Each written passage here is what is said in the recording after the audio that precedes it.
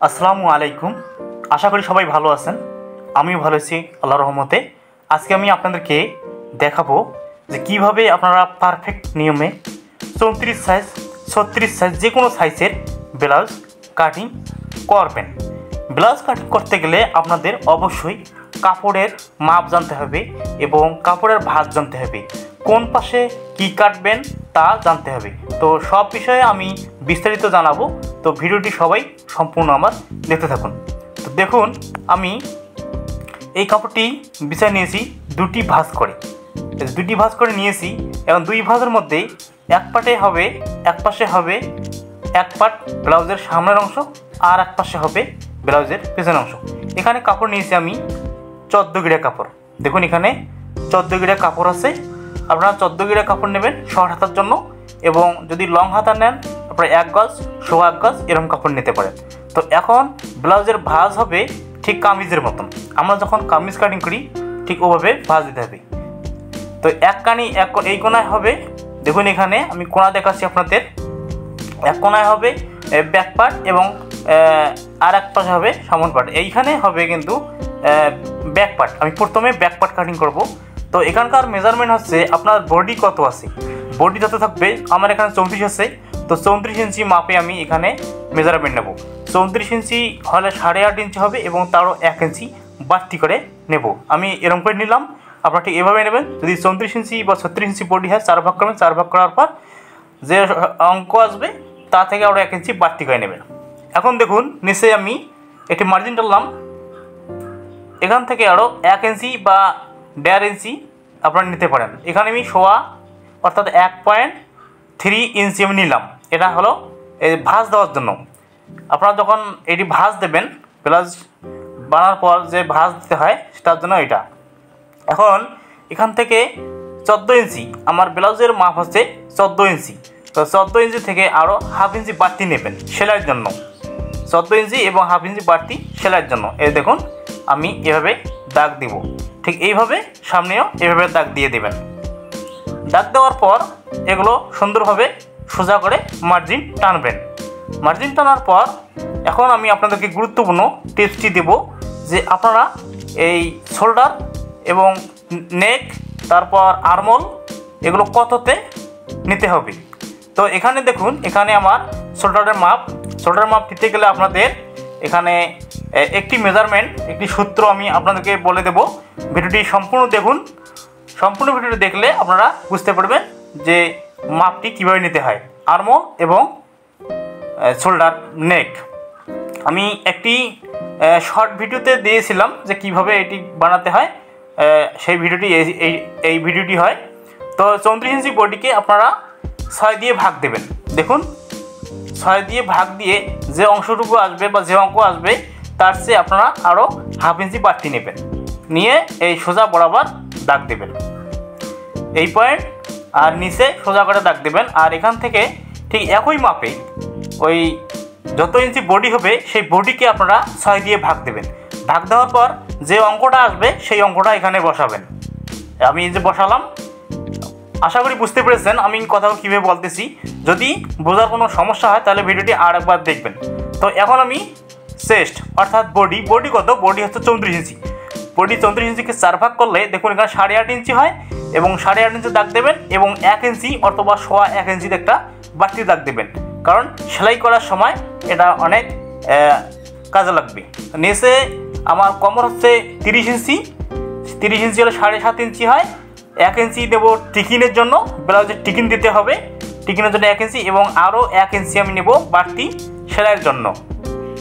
তো এই হলো আমার মেজারমেন্ট। এখন আমি এগুলো দাগ দিয়ে দেব। এই দাগগুলো সোজা করে দেবেন। 1 ইঞ্চি যে বাড়তি নিলাম এটা হচ্ছে এক্সট্রা, এবং দ্বিতীয় দাগটি হলো মেন। তো এখন আমার এখানে আর্মহোলে যে মিডিল পয়েন্ট, দেখুন এখানে যে আমি একটা রাউন্ড দেবো, সে রাউন্ড দেওয়ার সিস্টেম হলো এরকম। এভাবে ভাঁজ দেবেন। ভাঁজ দেওয়ার পর এখান থেকে আরও 1 ইঞ্চি একটা দাগ দেবেন, যেহেতু এটি ব্যাক পার্টে এভাবে রাউন্ড করে দিয়ে দেবেন। রাউন্ড হয়ে গেল। এখন নেক আপনারা কতটুকু নেবেন, এখানে নেকের বডিকে আমি আবারও বলতেছি, বডিকে আপনারা 12 দিয়ে ভাগ দেবেন। নেকের ক্ষেত্রে 12 দিয়ে ভাগ দেবেন। ভাগ দেওয়ার পর যত সংখ্যা আসবে যত সংখ্যা তত আপনারা ওখানে বসাবেন। তারপর এটা যেহেতু ব্যাক পার্ট, আমি ব্যাক পার্ট কাটিং করতেছি, তা ব্যাক পার্টে 7 ইঞ্চি, 10 ইঞ্চি, 9 ইঞ্চি যে যেরকম নেয়, যে মডেল নেয়, কেউ গোল নেয়, কেউ লাভ নেয়, আপনারা যে মডেলেই করতে চান না কেন এখানে ঠিক এভাবে কাটিং করতে পারবেন। দেখুন আমি এখানে টেবিল গলা দিলাম, অর্থাৎ টেবিল গলা হওয়ার পর এখন আমি যদি রাউন্ড করে দিই তাহলে গোল গলা হয়ে গেল। আপনারা টেবিল গলা বানাতে পারেন, গোল গলা বানাতে পারেন, লাভ গলা বানাতে পারেন। তো এটা হচ্ছে ব্যাক পার্ট। ব্যাক পার্টে আপনারা 8, 9, 10, 11, 12 এরকম ইঞ্চি নিতে পারেন। তো এখন এখানে টেকিন হিসাব হলো, টেকিনটি কত দেবেন এখানে ধরবেন। ধরার পর দেখুন এখানে 14 ইঞ্চি, 14.5 ইঞ্চি হয়। এখানে আমি এখানে 2 ভাগ করবো। দুই ভাগ করার পর দেখুন কোন জায়গায় পয়েন্টটি হয় আমি ভালো করে আপনার দেখাচ্ছি। এখানে 3 ভাগ করবেন। এই লম্বি অর্থাৎ 14.5 ইঞ্চিকে আপনারা 3 ভাগ করবেন। 3 ভাগ করার পর যেখানে হবে এখানে পয়েন্ট অর্থাৎ টেকিনের পয়েন্ট। ব্যাক পার্টে 2টি টেকিন দিতে হয়, দুই পাশে 2টি টেকিন দিতে হয়। এই টেকিনের মাপটি হচ্ছে এরকম। এখান থেকে 2 ভাঁজ করবেন। 2 ভাঁজ করার পর যেটা হবে ঠিক ওইটা হচ্ছে মিডিল পয়েন্ট। এই দেখুন মিডিল হয়ে গেছে। তো উপরে আপনারা ব্যাক পার্টের টেকিনটি 3 ভাঁজ করবেন। 3 ভাঁজ করার পর যেটা হবে সেই জায়গায় একটা দাগ দেবেন এবং সাইডে 2 ভাগের 1 ভাগে দাগ দেবেন মিডিল। তো আশা করি বুঝতে পেরেছেন যে ব্যাক পার্ট কীভাবে কাটিং করতে হয়। তো প্রথমে ব্লাউজ কাটিং করতে গেলে আপনাদের ব্যাক পার্টে কাটিং করতে হবে, তারপর সামন পার্ট কাটিং করতে হবে। সামন পার্ট কী জন্য পরে কাটিং করতে হয় সেটা আমি এই ভিডিওতে জানাবো। কারণ সবাই তো প্রথমে সামন পার্টেই কাটতে পারতো, কিন্তু কাটে না কেন সেটা আমি বলবো। তো কাটিং হয়ে গেল এখন আমার ব্যাক পার্ট। এখন আমি আপনাদেরকে সামন পার্ট কাটিং করে দেবো। সামন পার্ট কাটিং করার জন্য একটি কী কারণে সামন পার্ট কাটিং করবেন সেটি হলো যে সামনে টেকিন দিতে হয়। ঘন ঘন টেকিন আছে, যেমন 4টে টেকিন থাকে, একটি আর্মহোলও থাকে, তারপর টেকিন থাকে নিচে, টেকিন থাকে সাইডে। এই টেকিনগুলোর জন্য কিন্তু এখন আমাদের বাড়তি করে কাপড় নিতে হবে। এই পাশে হবে না, আমি যার জন্য আমি ওই পাশে নিলাম। কাপড়টি দেখুন আমি গিয়ে বসাচ্ছি। এখন নিচের দিক দিয়ে 1 ইঞ্চি বাড়তি রাখবেন এবং সাইডে চেস্টের সাইডে আপনারা 1/2 ইঞ্চি অথবা 1 ইঞ্চি বাড়তি রাখবেন। এই ফরম পার্ট অর্থাৎ সামনের পার্ট, ব্লাউজের সামনের পার্ট কাটার জন্য আপনাদের অবশ্যই সামনের এবং অর্থাৎ সাইডের অথবা নিচের 1 ইঞ্চি পরিমাণ বাড়তি রাখতে হবে। এই যে 1 ইঞ্চি পরিমাণ বাড়তি রেখে একটা দাগ দিয়ে দিলাম। এই দাগ দেওয়ার পর এই সাইডে আবার 1/2 ইঞ্চি অথবা 1 ইঞ্চি তারা দাগ দেবেন। কারণ এখানে যখন আমরা সামন পার্টের শেপ দেবো, সামন পার্টের শেপ দেওয়ার পর কিন্তু এটি অনেক কমিয়ে আসবে, এর জন্য দাগ দেবো। এখন নেকের ক্ষেত্রে নেক আপনারা এখান থেকে কত নেবেন, যেহেতু সামন পার্টে বেশি নেকের ডিপ করা যাবে না, অনেক বড় করা যাবে না, সামনের গলা অনেক বড় করা যাবে না। এখানে 5 ইঞ্চি 5.5 ইঞ্চি রাখতে পারেন। 5 ইঞ্চি 5.5 ইঞ্চি রাখলে দেখা যায় 6 ইঞ্চি চলে যায়, সেলাই করার পর 6 ইঞ্চি চলে যায়। যার জন্য আপনারা এখানে 5 ইঞ্চি দাগ দেবেন সামন পার্টের জন্য। এখানে আপনারা গোল গলা বানাতে পারেন, টেবিল গলা বানাতে পারেন, লাভ গলা বানাতে পারেন, কোনো সমস্যা নেই। তো ঠিক একই মাপে আপনারা এই ফরম পার্টটি কাটবেন। নিচের পার্টটি কিন্তু হচ্ছে ফরম পার্ট। তো ফরম পার্টটি আর কোনো এখানে কাজ নাই, ঠিক এই একই নিয়মে আপনারা কাটিং করবেন। আমি কাটিং করতেছি। তো দর্শক বন্ধুরা, যদি আমার এই ভিডিওগুলো ভালো লেগে থাকে তাহলে অবশ্যই চ্যানেলটি সাবস্ক্রাইব করবেন, একটি লাইক করে দেবেন যাতে আমি ভিডিও বানার উৎসাহ পাই, এবং কমেন্ট করবেন কেমন হলো বা নতুন কিছু জানতে চান তাহলে আমাকে কমেন্ট করে জানাবেন প্লিজ। তো এখন আমার এই উপরের অর্থাৎ ব্যাক পার্ট কমপ্লিট এখানে রাখলাম। এখন নিচে এই পার্টটি হচ্ছে আমার কিন্তু সামন পার্ট। এখন এই সামন পার্টে এখন আমরা তাল পার্ট কাটিং করব, তারপর কাটিং করব, এখানে শেপ দেব, শেপ কোন কোন জায়গায় তা দেখাবো। তো তালপাট কাটিং করতে গেলে অবশ্যই প্রত্যেকটি ব্লাউজের ক্ষেত্রে তালপাট কাটিং করতে হবে। তালপাট কাটিং করলে ব্লাউজের কোয়ালিটি অর্থাৎ ব্লাউজের যে সামনের আর্মহোলের যে শেপ, সেই শেপটি অনেক সুন্দর হয়। এই শেপটি অনেক সুন্দর করার জন্য আপনাদের কিন্তু এই তালপাট কাটিং করতে হবে। তালপাট কাটিং করলে ব্লাউজ যখন সুন্দর হবে তখন কাস্টমার আপনার অনেক বেড়ে যাবে। তো তালপাট এভাবে কাটিং করবেন। যে আমি প্রথমে ব্যাক পার্ট এবং সামন পার্ট এক সমান করে কাটিয়ে নিয়েছি এবং এই তালপাটটি এখন আমি কাটিং করতেছি। দেখুন ঠিক এইভাবে হালকাভাবে আপনারা ভিতরে তলপাট কাটিং করে দেবেন।